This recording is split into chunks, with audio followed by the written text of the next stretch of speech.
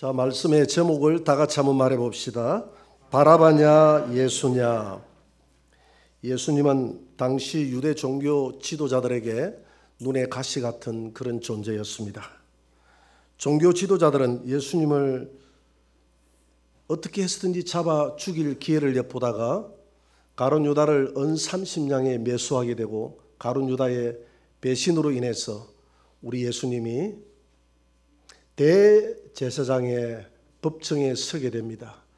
대제사장은 유대 지역의 최고 의결기관인 산헤드린 공회를 소집해서 우리 예수님을 신성모독죄로 고발을 하고 그 자리에서 사형을 언도하게 됩니다. 하나님은 유일하신 분이시고 한 분이신데 우리 예수님이 나와 아버지는 하나다, 나는 하나님의 아들이다, 이렇게 함으로써 하나님의 이름을 망령되이 일컬었다는 것입니다. 그래서 신성모독죄로 우리 주님을 사형 선고를 내립니다. 그러나 산헤드린 그 법정은 사람을 죽일 만한 권세가 없기 때문에 당시에 사형 언도를 내릴 수 있는 로마의 총독 빌라도 법정으로 예수님을 끌고 가서 신문을 시킵니다. 빌라도여, 저가 하나님의 아들이라고 했기 때문에 우리의 법에 의하면 저가 죽어야 됩니다. 저를 사형 선고를 내려주세요. 그랬더니 빌라도가 가만히 들어보니까 이건 정치적인 문제도 아니에요. 다른 어떤 문제도 아니에요. 이것은 자기들의 종교적인 문제였다 이 말입니다. 그래서 너희들의 종교적인 문제는 너희들이 해결해라, 이렇게 이야기하니까 이 유대 종교 지도자들이 생각해서 예수님을 종교적 신성모독죄로 죽일 수 없다는 사실을 깨닫고 두 번째 카드를 내밉니다. 어떤 내용입니까? 바로 예수님이 유대인의 왕이라고 했다는 것입니다. 우리의 왕은 저 로마의 가이사밖에 없습니다. 그런데 저가 왕이라고 하는 것은 저가 반란 세력입니다. 저를 가만히 살려두었다가는 가이사의 자리가 위태로우니 반란 세력으로 저를 잡아 죽이소서, 이렇게 이야기를 고발을 하니까 빌라도 입장에서는 어쩔 수 없이 그 고발을 받아들이지 않을 수가 없다 이 말입니다. 그래서 예수님을 오늘 본문 첫 내용에 신문하기 시작합니다. 너가 정말 왕이 맞느냐라고 물어봅니다. 오늘 마태복음 27장 11절을 다 같이 한번 읽어봅니다. 예수께서 총독 앞에 섰음에 총독이 물어 이르되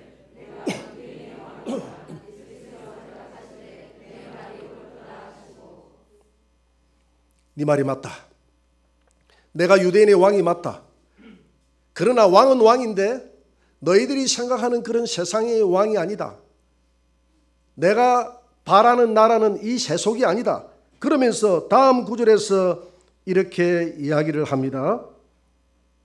다음 구절에서 요한복음 18장 36절에서 이어서 말씀을 전개하고 있습니다. 한번 읽어봅시다. 다 같이 시작. 예수께서 대답하시되 내 나라는 이 세상에 속한 것이 아니니라. 만일 내 나라가 이 세상에 속한 것이었더라면 내 종들이 싸워 나로 유대인들에게 넘어지지 않게 하였으리라. 이제 내 나라는 여기에 속한 것이 아니니라. 내가 왕은 맞기는 맞는데 내 나라는 세상에 있지 않고 하나님 나라에 있기 때문에 나는 하나님 나라의 왕이지 세상의 왕은 아니다 이 말이죠. 내 나라는 세상에 속한 것이 아니라는 것입니다. 그래서 빌라도는 오늘 두 가지 이유 때문에 예수님을 풀어주려고 합니다. 첫째는 예수님이 왕이라고 했지만 반란 세력이 아니라는 것을 알고 있어요.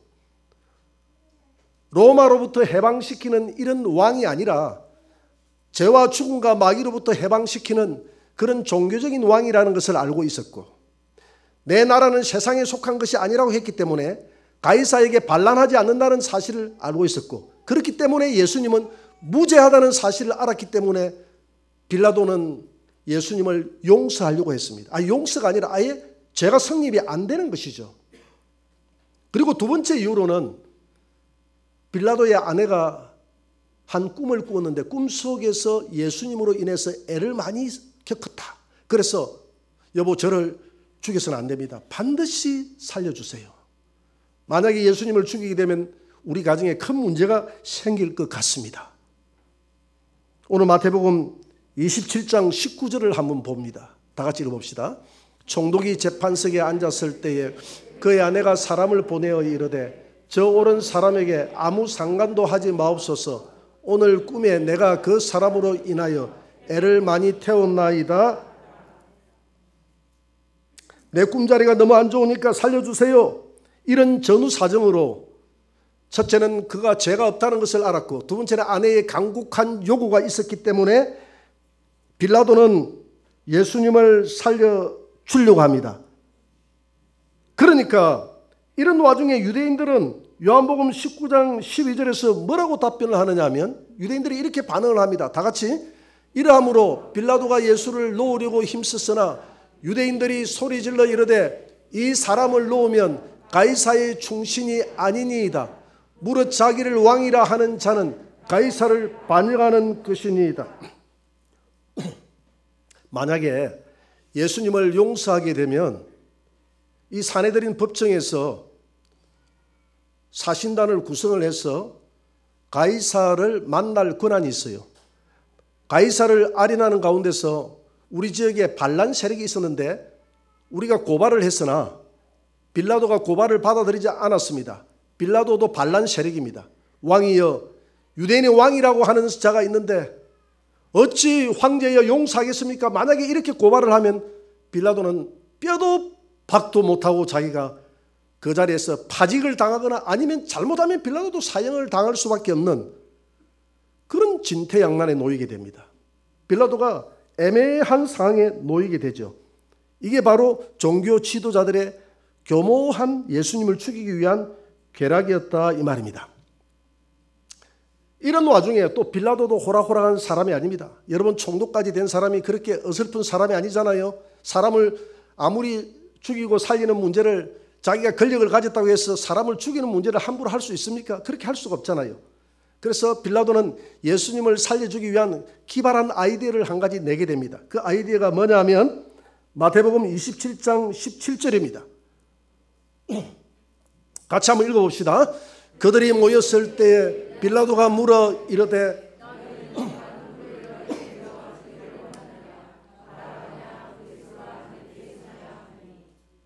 여러분, 빌라도가 그들에게 카드를 제시합니다. 지금 명절이잖아요. 지금 6월절 명절이 다가왔습니다. 명절날이 되면 사면을 하는 그런 권한이 있었습니다. 우리나라도 8.15 강복절이 되면 사면을 하잖아요.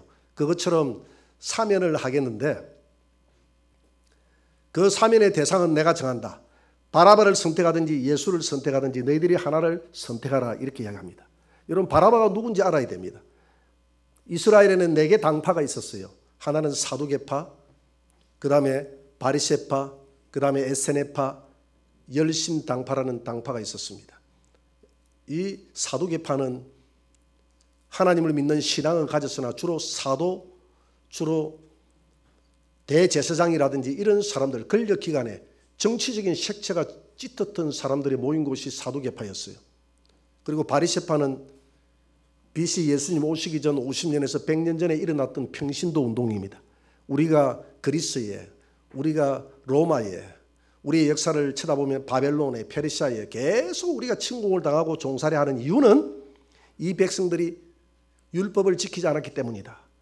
그래서 우리가 율법을 잘 지키는 사람들이 되어야 된다. 그렇게 율법을 잘 지키자 해서 그렇게 모인 집단이 평신도 운동인데 그게 바리새파 운동입니다. 바리새파예요.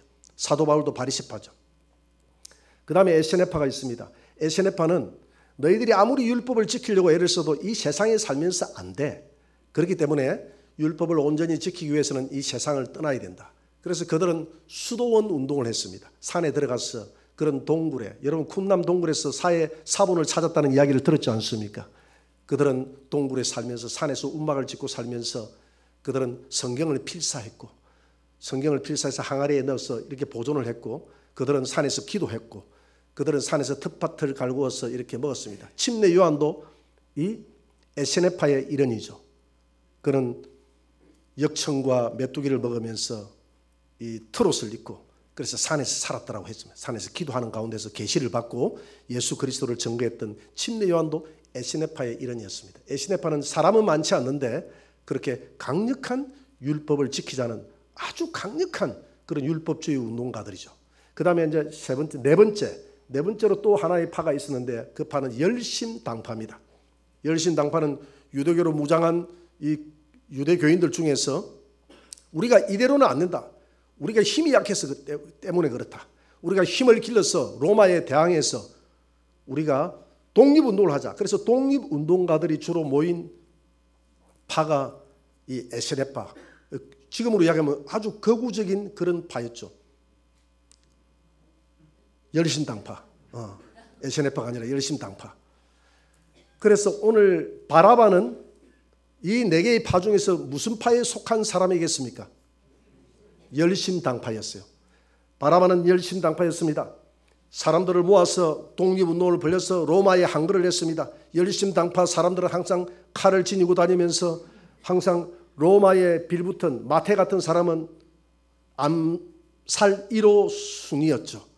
왜냐하면 세금을 걷어서 로마에 빌붙어서 로마에 그 녹을 먹고 살았던 이런 사람들은 다 죽이는 역할을 했단 말입니다.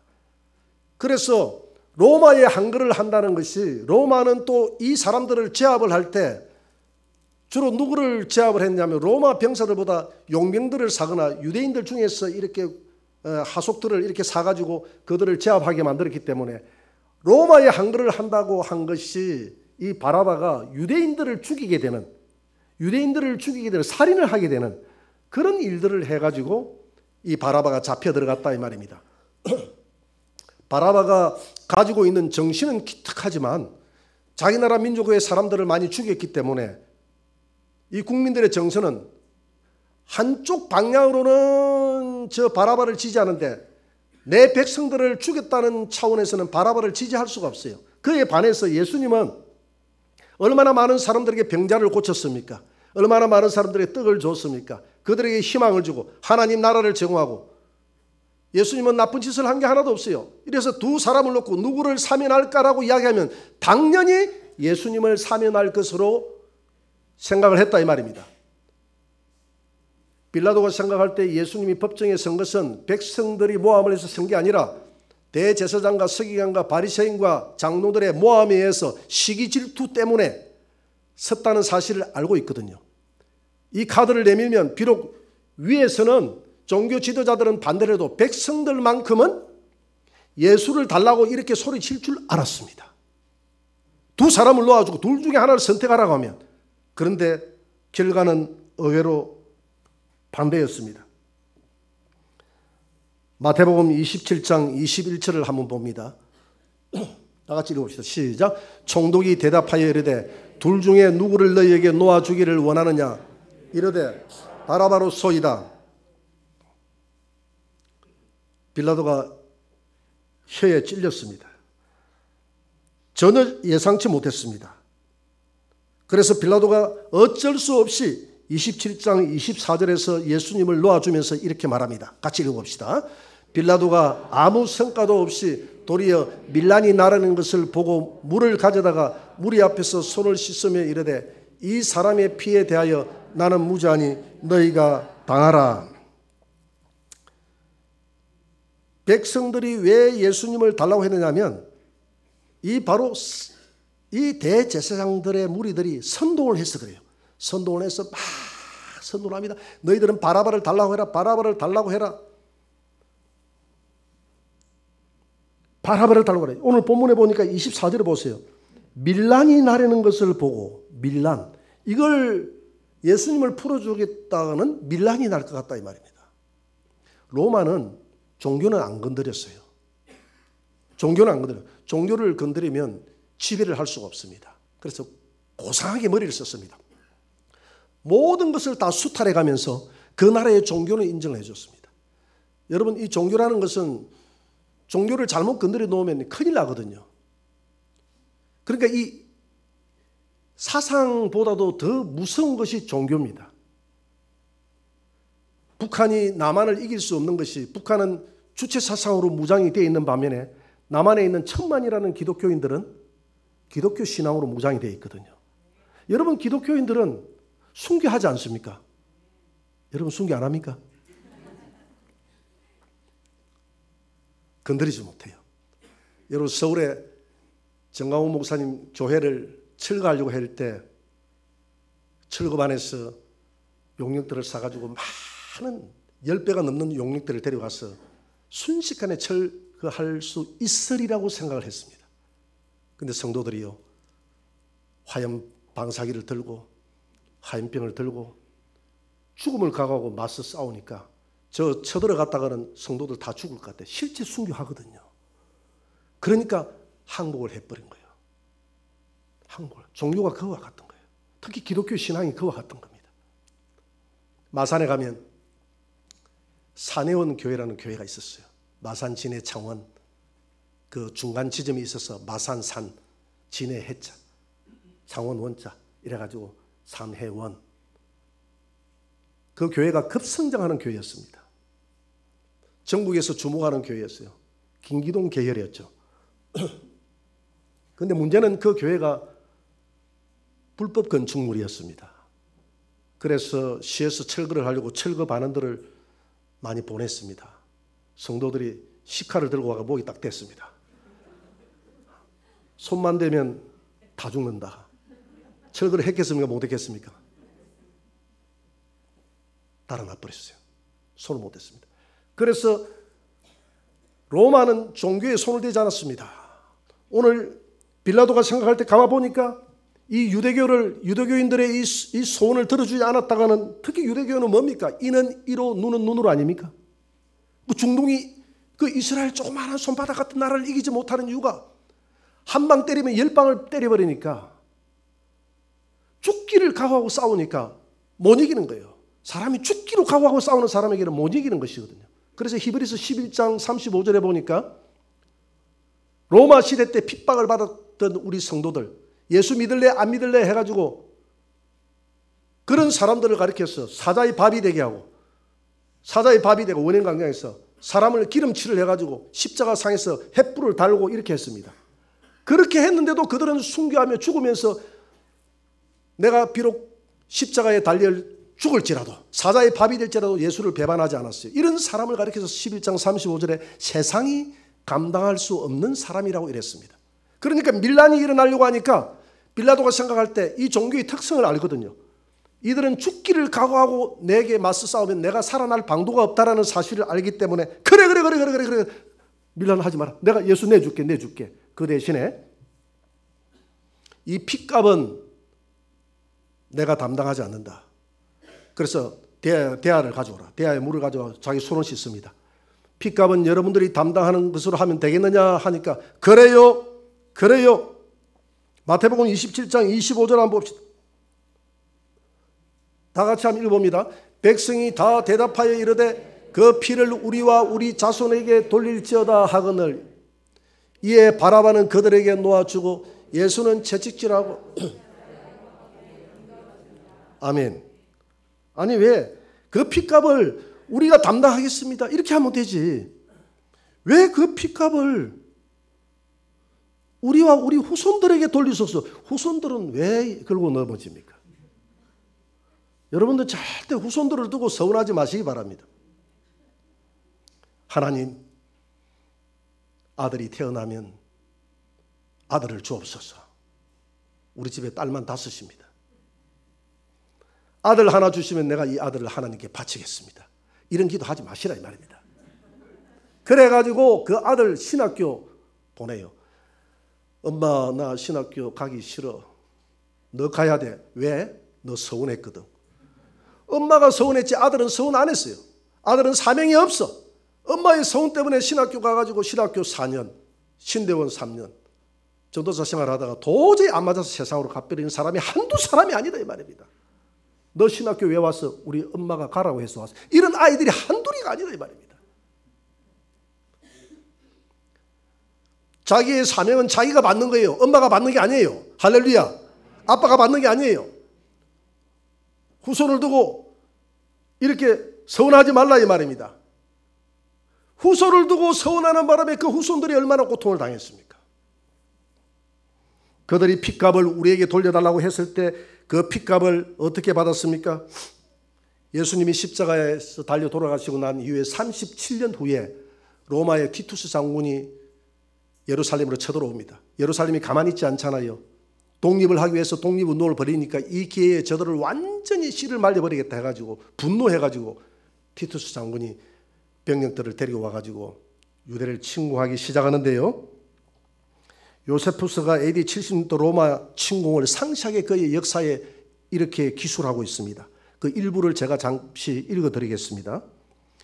이런 대치 중에 예루살렘을 몰래 빠져나왔다가, 그럼 로마하고 지금 대치 중에 예루살렘을 몰래 빠져나왔다가 로마 군인에게 잡힌 유대인들은 십자가에 달려 처형되었다. 예루살렘을 전쟁 도피해서 가다가 잡히면 전부 십자가 달려 죽었다 이 말입니다. 그렇게 처형된 유대인들이 얼마나 많았든지 나중에는 십자가를 만들 나무가 모자랐고 십자가를 세울 장소가 부족할 지경이었다. 잡혀가지고 얼마나 십자가형을 많이 당했던지 나무가 모자랐고 장소가 부족할 정도로 그들이 핏값을 우리에게 돌려달라는 그 핏값을 받고 있는 거예요. 요세푸스의 기록에 의하면 많은 유대인들이 금을 삼키고 도망을 갔다는 겁니다. 그것이 로마 군인들에게 발각이 되었고 로마 군인들은 금을 찾기 위해서 도망가는 유대인들의 배를 갈랐다는 거예요. 어떤 날에는 하룻밤 사이에 2,000여 명의 배가 갈라지는 그런 일도 있었다는 겁니다. 예수님이 그랬잖아요. 저 예루살렘 성을 자랑하느냐? 저 성은 돌 하나도 돌 위에 남지 않고 다 무너지리라. 성 돌과 돌 사이에 황금이 숨어 있다는 허소문이 돌면서 그 황금을 찾기 위해서 그 로마의 군인들이 전부 지렛대를 가지고 돌을 전부 다 헤집기 시작합니다. 그렇게 해서 돌 하나도 돌 위에 남지 않으리라는 그 예수님의 예언이 응하게 되는 거예요. 17세 이상 된 수많은 사람들이 애굽의 광산으로 끌려갔습니다.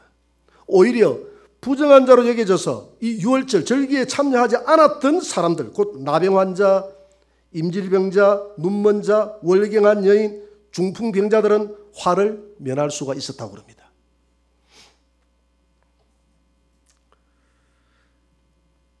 그것뿐만이 아닙니다.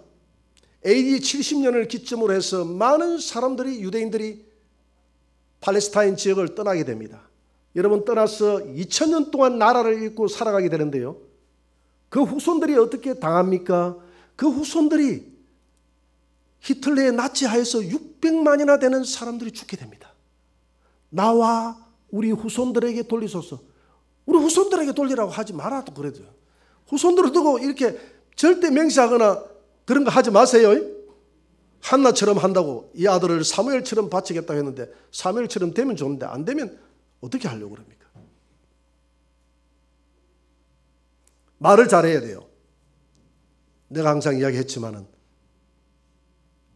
제가 아는 목사님이 간증하는데 집이 대산이에요. 대산.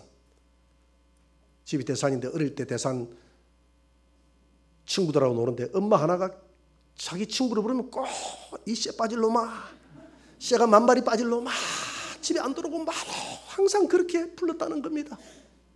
그 친구가 상인 때 대산 호수에 빠져 죽었대요.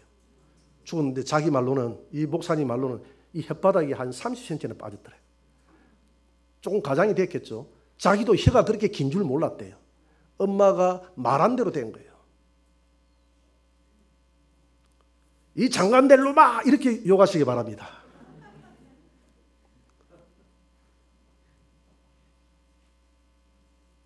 민수기 14장 28절에 내 귀에 들리는 대로 내가 시행하리라. 여러분 하나님 앞에 긍정적이고 희망적인 말들을 쏟아내주시기 바랍니다. 나와 우리 후손에게 돌려달라는 이런 무책임한 말을 하지 마시기 바랍니다. 차라리 받으려고 하면 내가 받겠다고 해야지.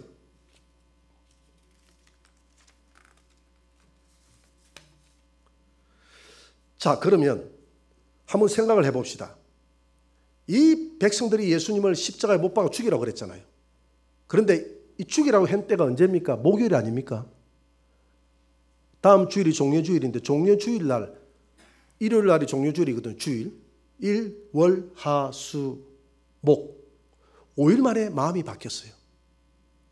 종려주일 날은 예수님이 예루살렘에 입성할 때 호산나 다윗의 자손으로 오시니 하면서 막 손을 흔들면서 예수님을 막 환영하고 옷을 깔고 종려 가지를 깔고 나귀에 태워서 예수님을 입성했는데 왜 사람의 마음이 5일 만에 그렇게 극적으로 반전이 될 수 있나요?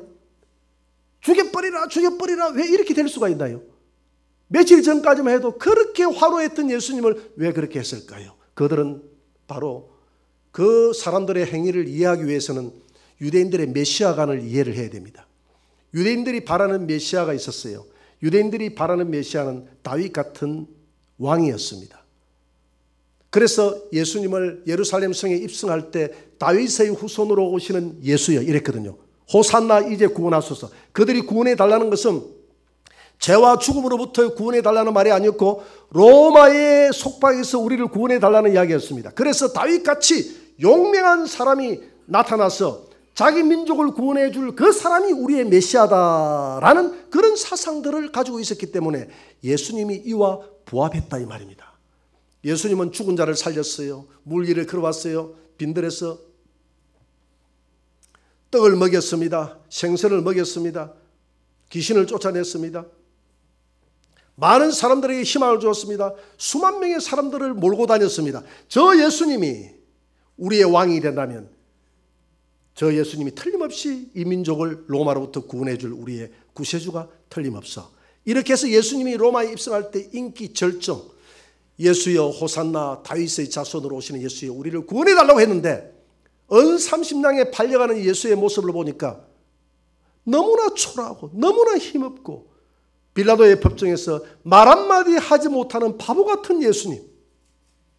예수님이 말 한마디, 여러분 법정에 서서 보통 사람들은 자기가 살기 위해서 오만 말을 다 끄집어내서 변호를 하는데 예수님은 이미 죽기로 작정을 했기 때문에 말 한마디 하지 않는 거예요. 그래서 이사야서에 있는 말씀 53장의 그 말씀을 이루고 저가 끌려가되 도살장에 끌려가는 양처럼 잠잠하였도다. 이런 모습들이 유대인들이 바라볼 때는 너무나 비굴하게 보이고 너무나 유약하게 보이고 우리가 왜 저에게 저런 비굴하고 저렇게 유약하고 저렇게 힘없는 예수에게 우리가 환호했단 말인가? 여러분 기대가 무너지면 기대가 분노로 변합니다. 그분에 대한 사랑했는데 그 사랑이 무너지면 분노로 변합니다. 유대인들의 마음이 이와 같은 거예요. 일주일 전, 5일 전까지만 해도 엄청난 기대를 가졌는데 그 기대가 무너지기 시작하니까 분노로 변하는 거예요. 분노로 변해서 저를 십자가에서 달려 죽이라고 했습니다. 제가 서울에 다닐 때, 서울에서 직장에 다닐 때 한 교회를 선정해서 갔는데 그 교회 담임 목사님이 이런 간증을 했습니다. 꿈을 꾸는데 꿈속에서 로마 군병이 예수님을 너무 많이 채찍하고 때리고 해서 자기가 달려가서 그 로마 군병을 잡았다는 거예요. 제발 우리의 메시아, 우리의 구원자 예수님을 그렇게 때리지 말라고 울면서 통과해서 잡아서 얼굴을 탁 마주보는데 보니까 그 얼굴이 자기 얼굴이더라는 겁니다. 나는 예수를 잘 믿는 줄 알았는데 내가 매 순간순간 예수님의 가슴에 못을 박고 있고 매 순간순간 예수님을 채찍질하고 있는 자기의 모습. 그래서 통곡하면서 울고 회개했다는 겁니다. 여러분 우리가 예수님을 잘 믿는다고 하지만 예수님은 오늘 분명히 말했습니다. 내 나라는 세상에 있는 것이 아니라고 이야기했습니다. 우리 성도들은 예수님을 따라가는 제자들입니다. 우리의 가치도 하늘에 있는 줄 믿습니다. 우리의 나라는 하나님 나라에 있는 줄 믿습니다. 우리는 이 세상의 독립을 원하는 것이 아니라 하나님 나라의 독립을 원하는 줄 믿으시기 바랍니다. 우리 그리스도인들은 죄와 마귀와 죽음의 쇠사슬에서부터 우리가 해방되어지기를 원한다는 것입니다. 그러나 여러분 우리 안에는 또 다른 바라바를 선택하고자 하는 그런 욕망이 있다는 것을 알아야 됩니다. 바라바라는 말이 무슨 뜻입니까? 바라는 말은 아들이라는 뜻입니다. 라바는 아바에서 나왔습니다. 두 개의 합성입니다. 아들과 아빠의 합성입니다. 그러니까 바라바는 아빠, 어떤 아빠? 하늘의 아빠가 아니라 세상의 아빠의 아들이, 세상의 아들이라는 것입니다. 그러나 예수님은 나는 하나님의 아들이라고 했습니다. 여러분 창세기 6장에 보니까 하나님의 아들들이 세상의 딸들을 사랑하는 그 결과로 인해서 노아의 홍수가 왔다고 기록하고 있습니다. 하나님의 아들들은 세상의 가치를 두고 살아가서는 안 된다는 것입니다. 그러나 오늘 많은 그리스도인들이 예수를 원합니다. 나는 예수님을 따라갑니다 라고 이야기했지만 세상의 명예와 세상의 물질과 세상의 부귀영화가 다 날아가 버릴 때 우리 또한 그 예수님을 아프게 하고 절망하고 원망하고 저주하면서 오늘 유대인들이 바라바를 달라고 했던 것처럼 하나님 나에게는 하늘나라가 필요한 것이 아니라 이 땅에 재물이 필요해요. 이 땅에서 내게 명예가 필요합니다. 왜 이것을 다 앗아가십니까? 이렇게 하면서 분노하며 우리 안에 일어나는 또 다른 내 모습을 발견하게 된다 이 말입니다.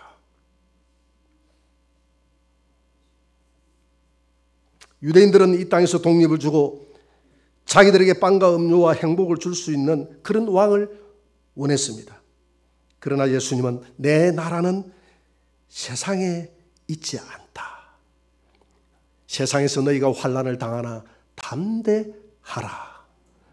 사도 바울은 풍부에 처할 줄도 알고 비천에 처할 줄도 알아 일체에 살아가는 비결을 배웠다. 어떤 환경이든지 나는 예수를 배반하지 않고 감사하며 살아가리라. 할렐루야. 매 순간순간 우리 안에 솟아오르는 바라바를 선택하고자 하는 그런 마음들을 예수님의 십자가 밑에 다 못 박게 해달라고 기도하시기 바랍니다. 하나님이 나를 어떤 환경에 집어넣어도 나를 병들게 해도 나가 가지고 있는 모든 것을 다 앗아가도 다윗이 말한 것처럼 주여 성령을 내게서 거두지 마소서, 십자가의 그 은혜와 사랑을 내게서 거두어가지 마소서, 이렇게 기도하시는 저와 여러분들이 되시기를 주의 이름으로 축원합니다. 무엇이 소중한지 다시 한번 바라봐야 됩니다. 비록 세상 것을 다 얻지 못해도 내 나라는 하늘에 있다고 말한 내 나라에서 함께 먹고 마시고 살아가고자 약속했던 그 하나님의 아들 예수를 선택하고 예수님만을 따라가시는 저와 여러분들이 되시기를 주의 이름으로 축원합니다.